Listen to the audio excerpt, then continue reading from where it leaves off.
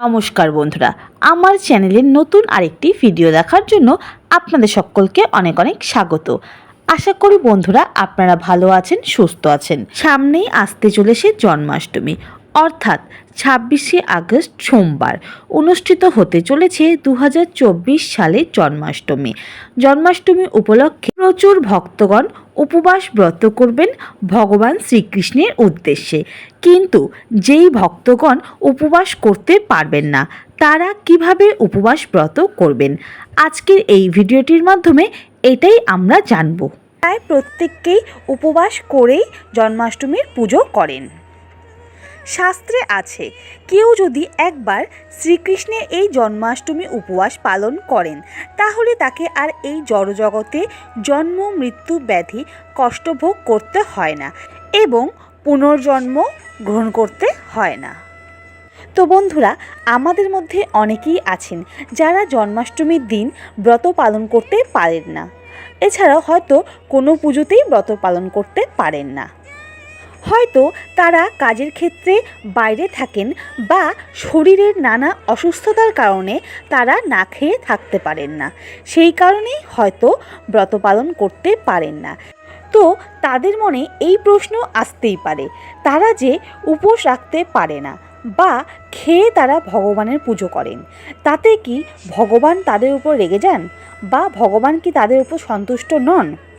তো বন্ধুরা, যাদের মনে এরকম প্রশ্ন আসে, তাদের এই প্রশ্নের উত্তরেই আমি বলতে চাই যে বন্ধুরা, তোমরা ভগবানকে খেয়ে পুজো দাও বা না খেয়ে পুজো দাও, ভগবান কিন্তু সেটা দেখবেন না। ভগবান শুধু দেখবেন আমাদের মনের ভালোবাসা, আমাদের মনের ভাব। আমরা মন থেকে ভগবানকে যেভাবে দেব সেভাবেই ভগবান গ্রহণ করবেন। ভগবান কিন্তু কখনোই বলেননি যে না খেয়ে পুজো দাও। ভগবান শুধু এতটুকুই দেখবেন যে আমরা যা করছি মন থেকে করছি কিনা। আমরা আমাদের মন থেকে যা করব ভগবান সেটাই গ্রহণ করবেন। কিন্তু বন্ধুরা, আমাদের মন কিন্তু কখনোই এটা মানবে না যে আমরা ভগবানকে কিছু খেয়ে পুজো দিই। কিন্তু জন্মাষ্টমীর দিন যারা ব্রত পালন করতে পারেন না, তাহলে তারা কিভাবে ভগবানকে পুজো দেবেন? দেখো বন্ধুরা, যাদের উপবাস পালনের সমস্যা আছে, যাদের শারীরিক অসুস্থতার জন্য জন্মাষ্টমীর ব্রত তারা করতে পারেন না, তাদের ক্ষেত্রে বলছি, তারা অবশ্যই দুপুর 12টার পরে শ্রীকৃষ্ণের কাছে ক্ষমা চেয়ে একটু দুধ বা ফল খেতে পারেন।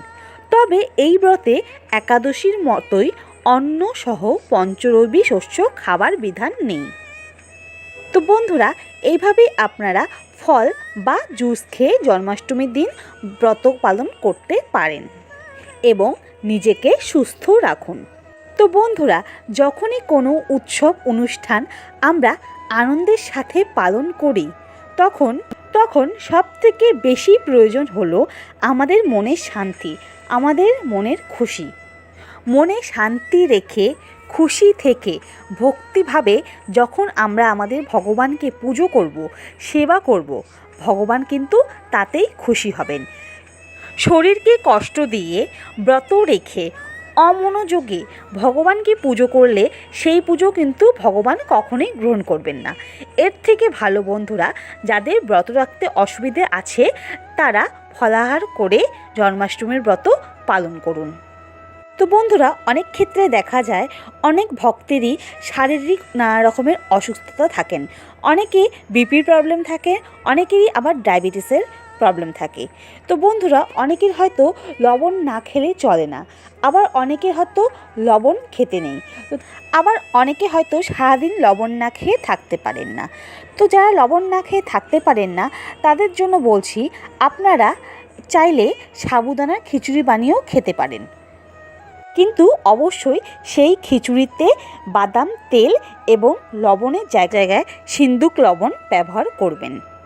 এছাড়াও অনেকে আছেন যারা জন্মাষ্টমীর ব্রত করতে চান কিন্তু ফলাহার পছন্দ করেন না বা অনেকে ফল খেতে সারাদিন ভালোবাসেন না। তারা চাইলে, আমি আগেই বলেছি, সাবুদানার খিচুড়ি খেতে পারেন বা উপোসে যা যা খাওয়া যায় সবই খেতে পারেন, বা চাইলে আপনারা জিরা আলু বানিয়েও খেতে পারেন। তো বন্ধুরা, আর একটা কথা সবসময় মাথায় রাখবেন, জন্মাষ্টমীর দিন আপনারা যাই গ্রহণ করুন না কেন, সবার প্রথমে ভগবানকে ভোগ নিবেদন করে সেটা প্রসাদ হিসেবে আপনারা গ্রহণ করুন। এবং এদিকে লক্ষ্য রাখবেন যাতে রসুন পেঁয়াজ না থাকে কোনো খাবারেই, আর যাতে রসুন পেঁয়াজের কোনো কিছু ছোঁয়াও না থাকে। তো বন্ধুরা, আশা করি আজকের এই ভিডিওটি আপনাদের ভালো লেগেছে এবং ভিডিওটি দেখে আপনারা একটু হলেও উপকৃত হয়েছেন। জন্মাষ্টমীর আরও অনেক ভিডিওই আমার চ্যানেলে দেওয়া রয়েছে, আপনারা চাইলে সেগুলো দেখতে পারেন। চ্যানেলে যদি নতুন হয়ে থাকেন তাহলে অবশ্যই সাবস্ক্রাইব করে পাশে থাকবেন।